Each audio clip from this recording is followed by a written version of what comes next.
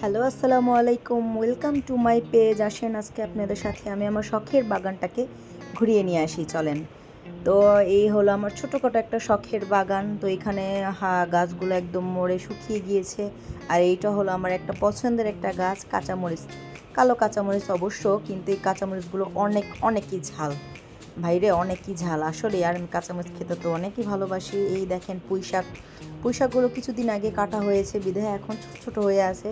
আচ্ছা যাই হোক, পুঁইশাকগুলো একদম তরতাজা দেখা যাচ্ছে। এই হলো আলু শাক।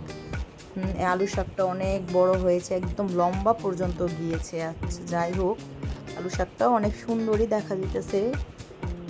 হ্যাঁ, এই দেখেন টমেটো গাছ আমার। ওয়াও, টমেটোতে দেখেন কত সুন্দর সুন্দর ফুল হয়েছে। আর ওই দেখেন বেগুন গাছ। আমার বেগুন গাছে কত সুন্দর সুন্দর ছোট ছোট বেগুন, বা বেগুন গাছটাও যতটুকু সুন্দর, বেগুনগুলো দেখেন ওইখানে।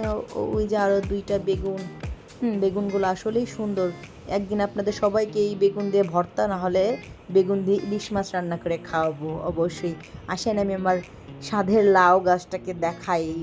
জাস্ট ওয়াও, একটা লাউ গাছ। গাছটা অনেক সুন্দর। কিছুদিন আগে লাউ পাতা কতগুলো কাটা হয়েছে, এই জন্য এমন ফাঁকা ফাঁকা দেখা যেতেছে। এই দেখেন স্বাদের লাউ, তিনটা গাছ। আমার স্বাদের লাউয়ের গাছে তিনটা লাউ হয়েছে। লাউগুলো অনেক সুন্দর দেখতে, একদম ছোট ছোট। তো এগুলো বড় হলে আমি আপনাদেরকে অবশ্যই শৈল মাছ দিয়ে লাউ রান্না করে খাওয়াবো। লাউ গাছটা আমার অনেক সুন্দর।